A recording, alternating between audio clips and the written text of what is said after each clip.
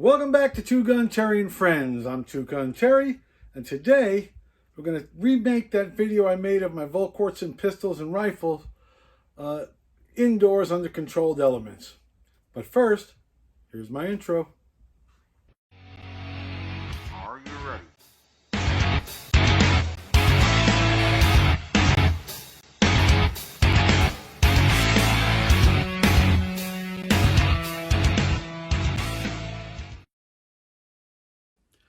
Please remember to comment, like, and subscribe. Thank you. Alright, so many of you have already seen my video on my Volquartsen, the comparison of my Volquartsen pistols and a little bit of rifle. But that was an impromptu video made at the range with a lot of gunfire in the background, a lot of distractions, a lot of noise. So I've been promising, by the way, it's my most viewed video. So I've been promising to remake that video where it's a little bit more quiet. So let's get started.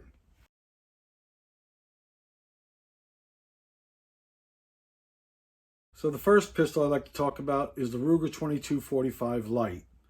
That was what this firearm started out as. It was the first gun I bought for competition. I shot it right out of the box. I think I bought it the day before, and I shot it in a match the following day. And I just had tons and tons of jams, all kinds of problems. Later I found out it's because we hadn't tuned the magazines yet. And what that means by tuning the magazines is you just kind of round some of these sharp edges and do a little bit of polishing on it, and I'll make a video about that at some point. But once we got it tuned up, the gun ran a little bit better, a lot better. The gun's running okay, but as a competitive shooter, you want every edge you can get. So I started to add enhancements. So the first thing I did was replace the trigger. I took out the stock Ruger trigger and I put in a Volquartsen accurizing kit, which included a new trigger, hammer sear, springs, the internal components that make up the trigger of the firearm. That was huge because it took it from a 4 or 5 pound break down to about a 2 pound break.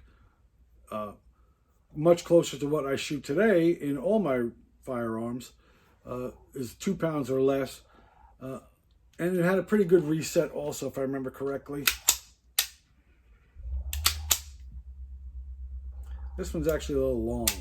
That one's a little long, but that's because I hadn't set it up or tuned it or didn't know enough to do that earlier in my shooting career.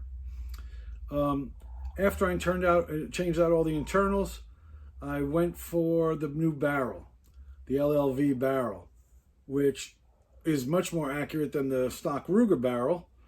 Added a lot of weight because that 2245 Light was an aluminum, very lightweight, hollowed out, I want to say, barrel. This one is made out of, maybe it's steel, and it added a lot more weight to the gun, and it made it a little bit easier to keep on target instead of the little bit of muzzle flip that you got from the 2245 Light. After I added the barrel, then I went ahead and added a compensator. And I like the single port compensator. It blows a ton of gas out of the top to help keep the muzzle down. A lot of people say in 22 it doesn't really make that much of a difference. I don't know. I've done videos where we compare it side by side with and without a comp, and it seemed to make a little bit of a difference. So I do use comps. They look good on the gun, but it does actually help a little bit with the recoil, I think. Again, the video is kind of implied that they did, and adds a little more weight out in the front, again, to help with muzzle rise. So I do like compensators. Also, they make the gun louder so that the shot timers can pick them up. Some of these quiet 22s, without a comp on them, the timers are not set. The intensity on the timers in a match may not be set low enough to pick up your shots, and if the RO is not holding the timer in the right place, won't pick up the shot, and you got to reshoot a string. And of the 20 or so reshoots I've had to do, 19 of them were the best strings of my life that I had to reshoot, and for one reason or another wasn't as good the second time through. I don't know how true that statement is, but boy, it sure feels true. So anyway, this was a 2245 Light. The other thing I added was a thumb rest. I like the thumb rest so I can get my thumb up there tells me where to put my hand every single time, and I guess helps keep the, again, muzzle from rising. Lets me control the gun, not the gun control me. That is something that I picked up from Jerry Michalek, and the thumb rest for me certainly helps do that. So lighter trigger, that's very important when you're shooting rimfire in competition. Lighter trigger, add some weight out in the front so the gun doesn't move around on you. You want to use the right ammo. I recommend a softer shooting ammo. Just like in 9mm, you would want to make it as light as possible to have as little recoil as possible and control the gun better going target to target. I added the barrel for accuracy and a little more weight, plus it added this Picatinny rail on top, which allowed me to add red dot sights easily to the firearm. So yeah, this started out as about a $500, $400, whatever it was, Ruger 2245 light, and as it sits now, without a sight, is probably darn near $1,500 into this, with me doing all the work and hoping that I got everything right. So the next step that I went for was, all right, my gun was shooting okay. I know it could be, I feel like it could be a little bit better. I don't know how balanced this firearm is. It's actually not terrible. But that little bit of doubt in my head forced me to go ahead, as I got more serious about shooting and I knew I was going to do this long term, it was time to invest some money. So I went ahead and I bought the next one, which is the Scorpion, Volquartsen Scorpion. I read so many reviews about Volquartsen online that they were the kings. And by the way, world speed shoot competitions have been won by Volquartsen and placed by Volquartsen for as long as I've been shooting. And the last couple of years, Volquartsen's just dominated. They have the best shooters on their team, so that doesn't hurt. Those competitors wouldn't be using those firearms if they didn't believe that the guns are outstanding. And they are. So the next gun I went for was the Scorpion. I figured this gun's running okay, but I'm not shooting as well as I think I should be. I didn't realize it was lack of practice at the time.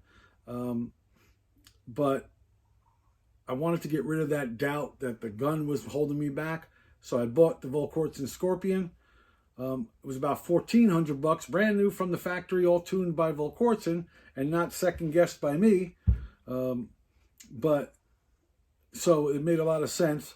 If I knew I was going to be addicted to the sport like I am, or I was going to be competitive and shooting all the time and enjoying the sport, I probably should have just bought this gun right out of the gate. Should have just spent the $1,400 and been done with it. This one, again, like I said, cost me more than $1,400 to build up to what you see here. And that doesn't even include the bolt. The bolt is still stock Ruger. It does not have that diamond-like coating that this Scorpion has and that my Black Mamba has. But this is just stainless, I guess, from Ruger. So yeah, had I known what I know now, I would have just bought the Scorpion right from the get-go. The Scorpion now is basically built off that same Ruger format, and this particular firearm is 100% Volquartsen. It's a Volquartsen aluminum lower. It's got the Volquartsen bolt, Volquartsen mainspring, Volquartsen, of course, hammer trigger, sear, springs, all the internals, Volquartsen barrel,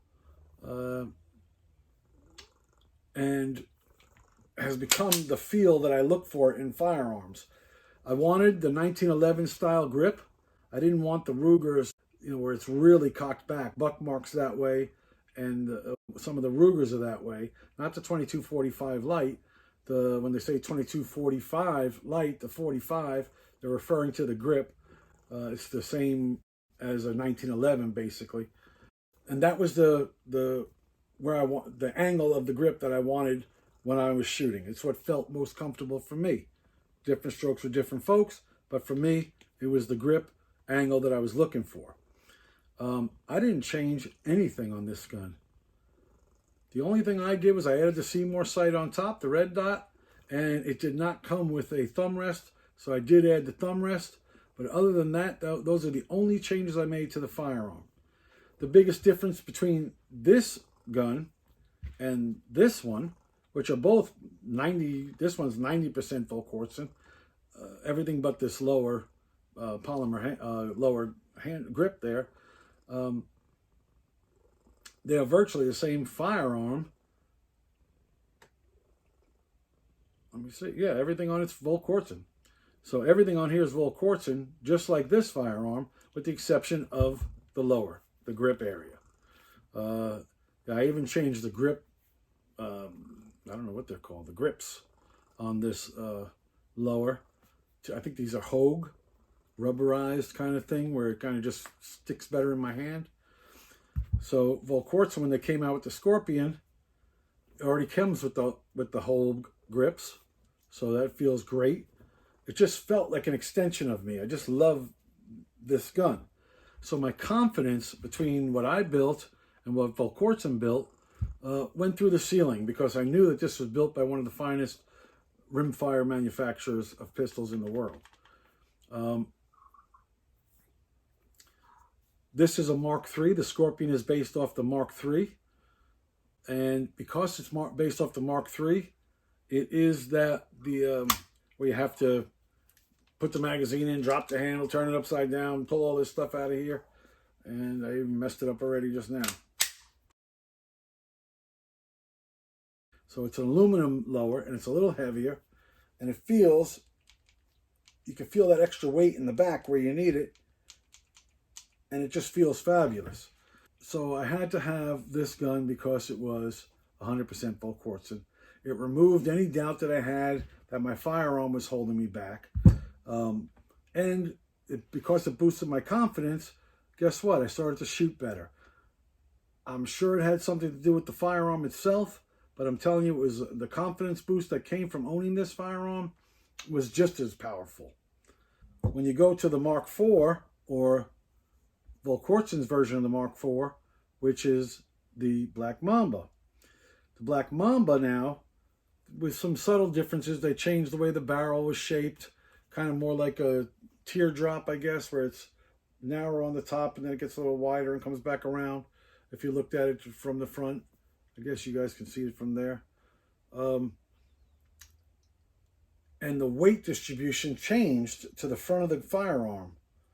I could feel more weight out front because the rear is still Ruger. This is the Ruger lower. Volquartsen just reused the Ruger polymer lowers. Whereas in the Black Mamba, whereas in the Scorpion, they use the aluminum, their own CNC machined aluminum lower instead of the original Ruger. So here's the Ruger Mark III that I upgraded, and the Ruger Black Mamba, the Volquartsen Black Mamba, which is a Mark IV style, uses that same polymer lower. But all the internals are Volquartsen, the barrel is Volquartsen, and then of course that amazing signature feel that you get from the Black Mamba and the Volquartsen triggers. This does have the diamond-like carbon bolt, which by the way has this little grip, easy to pull it back, versus the Ruger, which you got to fight with all the time. It's got these two little wings here, but there's kind of just two little nibs to pull on, which works fine, but over time that really starts to hurt your fingers. Those are sharp edges there, and it just wears on you. Whereas with the Volquartsen, they build this little handle on here that you can just pull it all day long, no pain. And just much easier to use. The diamond-like carbon, let me tell you, this stuff is so slick. Even without oil, it just seems to run fabulous. I always lube it a little bit. I put a little bit of oil on there just to make sure it's slick. But God, if you should run dry, you wouldn't even notice. That's how slick this surface is, all by itself. Diamond-like carbon, they call it. I think they also have a stainless version of the same thing. But this DLC coating is really amazing. The other most important difference about this firearm, by the way, is that it is the Mark IV style. So what that means is that all I have to do is rack it, put the safety on, and push this button on the back, and it comes apart. I mean, how simple can you get? Put it back in there. I don't have my glasses on. Let me put my glasses on. you just simply take the two pieces, put the hinge part into the mouth there, the slot, and you clip it together. And the gun is ready to go. That easy, that fast.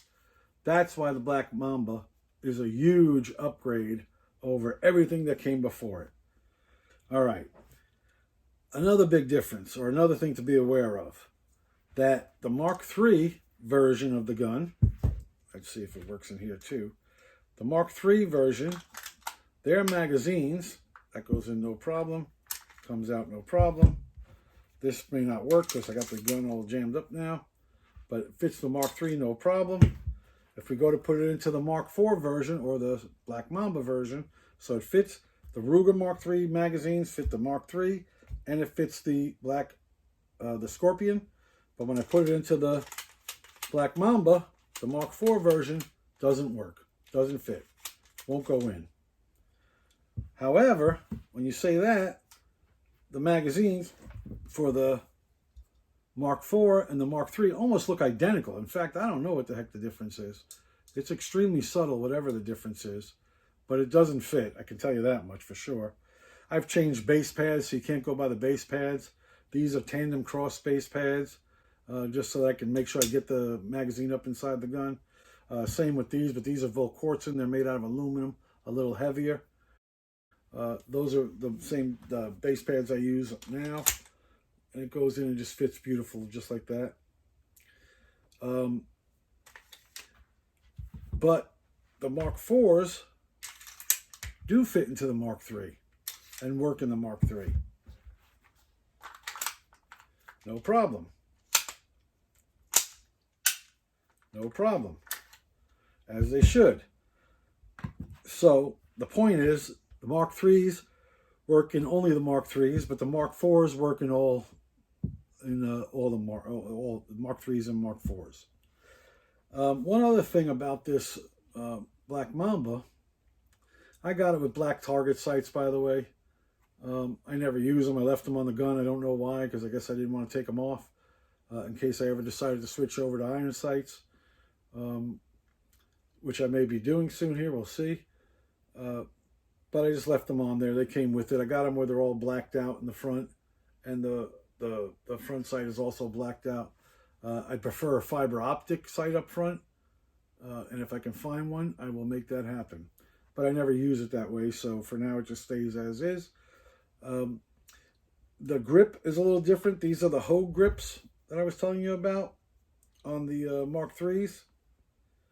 But this, the Mamba came with, or gave you the option to go with these tandem cross honeycomb grips, which I also really love the feel of them. Boy, does that fit nice. That is a great grip right there. I love that tandem cross grip. The only negative about it is you can see some wear on it.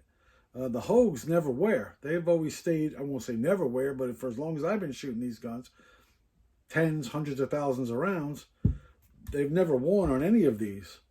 These are the original grips that I put on these guns. The tandem cross is the second one already that I've had to replace it, because they do wear, because they are a softer material. But I still love that feel, and I would go ahead and replace that again. This also has a comp on it. It's a special comp that goes for the Black Mamba, because the shape of the barrel is different. So you have to get a Black Mamba comp if you're going to put one on your firearm. Bolts up beautifully. You can barely see the seam. And the thumb rest is different from the thumb rest on the Mark III. So I don't remember. I think I bought these from Striplin. I don't remember the name of the company fully, but Billy Striplin is the gentleman that makes it, the engineer behind this stuff. And this is a tandem cross thumb rest, which was made by Striplin. And these, I think, came directly from Striplin, because when the Black Mamba first came out, I was literally one of the first ones to get one. And the Mark III thumb rest wouldn't fit on the Mark IV. So I had to buy a Mark IV thumb rest. But not a big deal. One now, they're out available everywhere, but at the time, nobody had made one yet. Billy Striplin did, and we modified it to fit on this gun, and it works great. So as far as weight goes on these firearms, let's see now. Well, for whatever reason, the Scorpion is definitely heavier than the Ruger upgrade, even with Volquartsen parts. Scorpion's definitely got some more weight to it, probably because of the aluminum lower versus the polymer lower. And yeah, same thing applies here, where the Scorpion is still heavier than the Black Mamba. And again, for the same reason, because it is a polymer lower. The Black Mamba is heavier than the Scorpion. And the Black Mamba and the Ruger, they feel about the same, basically because they are almost the same gun, with the exception of the barrels are different shapes, but they do feel the same. Let me see now. Actually, this one feels a little more balanced than the Black Mamba does. Let's switch hands and see if that's just a hand thing. No, this one does feel more balanced. But Black Mamba feels like an extension of my hand, of my arm, of my body. It goes where I want it to go. It just feels like bang, bang, bang, bang, bang.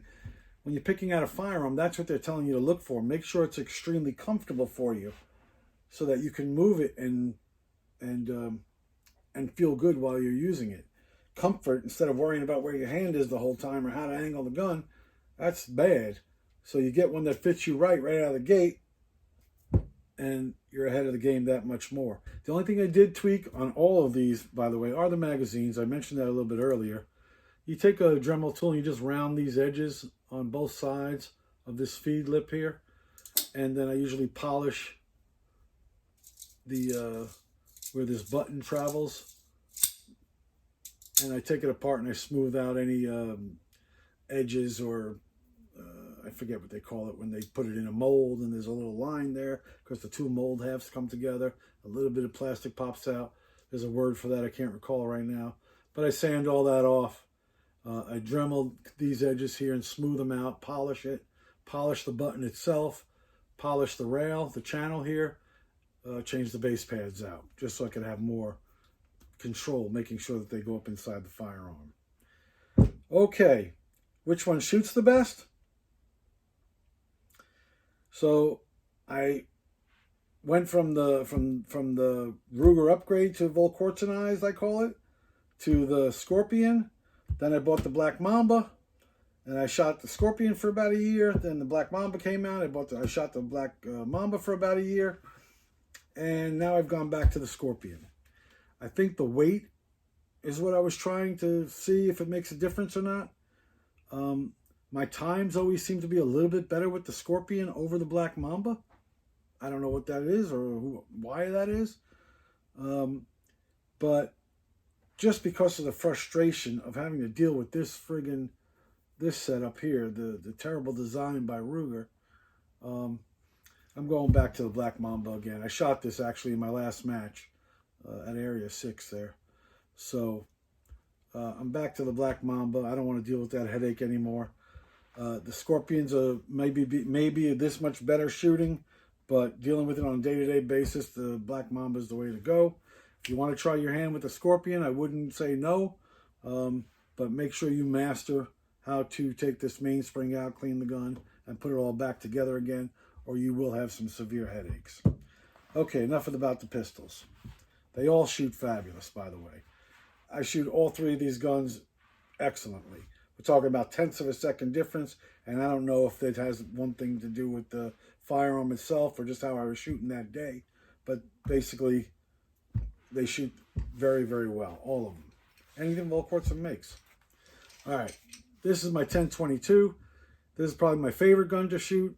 I'm the fastest with it, so that's probably why it's my favorite. And this is also based off of a Ruger design, a Ruger 1022. There's nothing Ruger on this gun, and there's really not much that looks like the 1022. I guess the upper probably looks like the 1022 somewhat. But other than that, everything else on this firearm doesn't look like Ruger or resemble Ruger at all. And like I said, not one part in here is Ruger. There is no Ruger in this gun. What this is a this is a Weiland chassis. I started with the Weiland chassis, aluminum. It's got some adjustability up and down. The grip can be adjusted front and back. It's a little heavier than the old chassis I used to use, a PCAMA chassis, which was all aluminum, a little bit lighter than this one, to be honest, but no adjustability, so I didn't like it. Once I added this, a little bit of adjustment to it, I started shooting much better, much better. This also has a cheek rest. I like to, when I'm shooting, you're trying to get it at the same spot every time. So, put it down. You can see I come right back to the same spot every time. So I use a little bit of a cheek rest. It's down mostly all the way. I angled it up just to make my cheek stop moving forward. But that's just where I'm going to place my cheek. There's adjustability in the back of the stock. Up, right, up, down, even right, left. You can turn it right and left a little bit. So there's plenty of adjustability throughout the whole chassis. It is a kid upper and a kid bolt. I've had zero trouble with that kid stuff. It just runs like, it's just been great. I mean, there's got to be 200,000-300,000 rounds through this rifle, through that upper for sure. I've replaced, well, let's see. So the upper, the bolt, and the barrel are all original to my original design. I've changed the stock, I've changed the grip, I've changed the chassis, I've changed the compensator, even though that's the same comp I always use, but that's probably the 10th one of the tandem cross comps. They get gummed up really bad. I can clean them out, but eventually I just toss them and throw new ones on. I don't want any trouble. It's got the kid upper, the Volquartsen trigger, kid bolt, Volquartsen barrel, tandem cross comp on the front. Again, my Seymour sight, and the Weiland chassis, just a regular old A2 grip. I think it came with the chassis kit, actually. I don't remember. And then a smoke composite buttstock. And cheek rest and all this stuff is from Smoke Composite. When they say 1022, it's because it uses the 1022 magazines. These will go into the $299 Ruger 1022 rifle. It's the exact same mags that rifle uses that these rifles use. And I say these. This is another 1022. It has nothing to do with Steel Challenge. But I just wanted to show you, this is a bullseye gun that I use. This is actually a lot of Ruger parts in it. Ruger trigger, Ruger upper, Ruger bolt, Ruger barrel, the heavy bull barrel. This is a Celebration, I think is the stock, which is a beautiful stock. And then I have a Zeiss scope on top. The only reason I brought it out is to show you that 1022 chassis, or that 1022 design, can be used many different ways. I have a... Let me take this flag out. Take this flag out. Come here, you. And magazines are empty, by the way. But that magazine is the same magazine that I use here as I use here.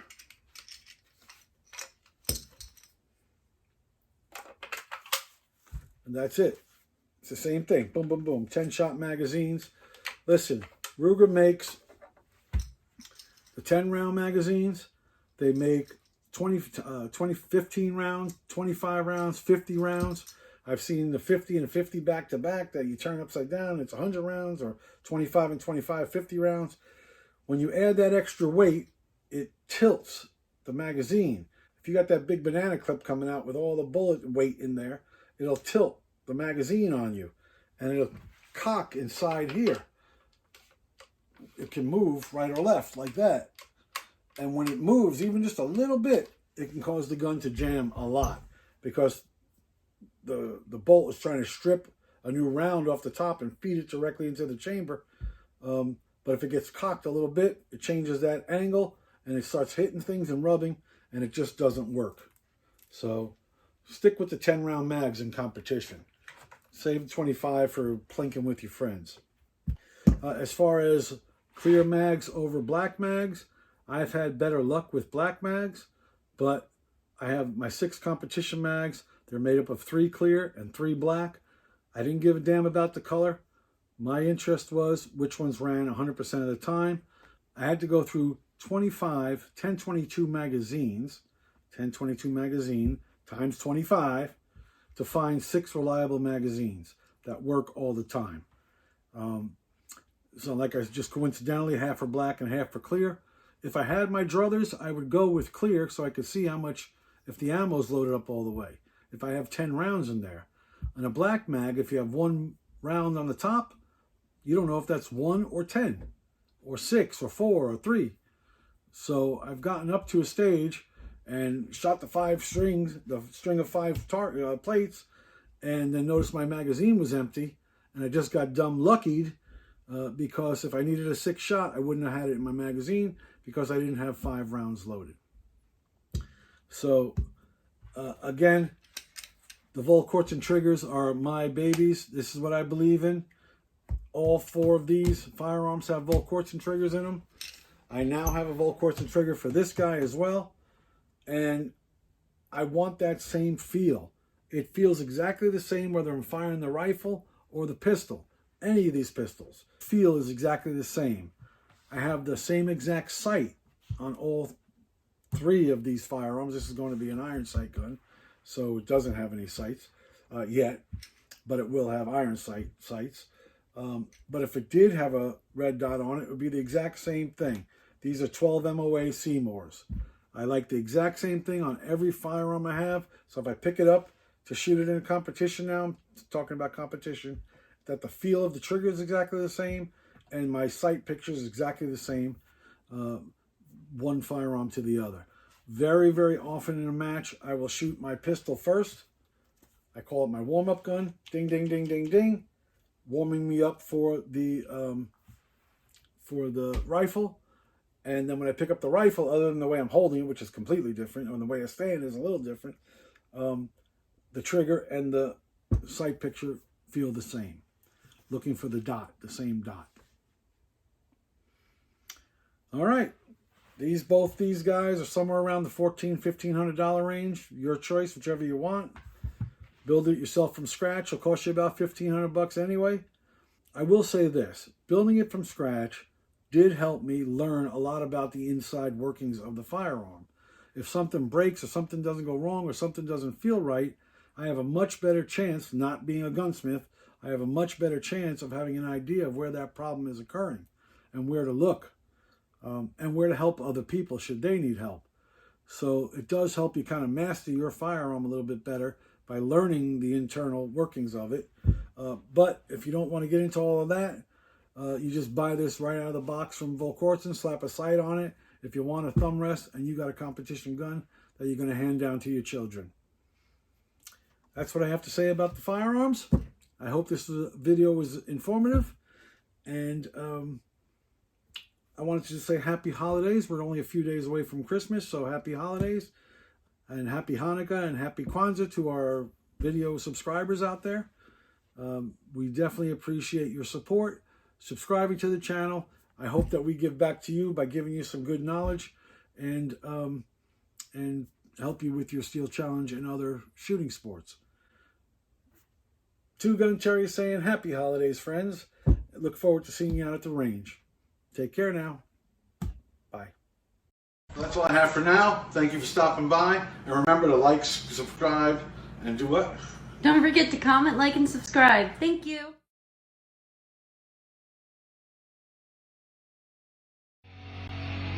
Are you ready?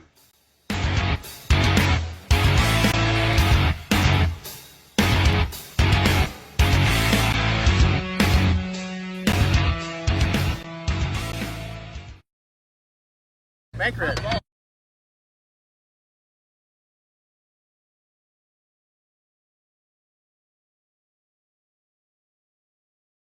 TwoGun! Main thing I want to show you is that my little girl, Chippy Girl, came to visit. Hello, Chippy Girl. How are you?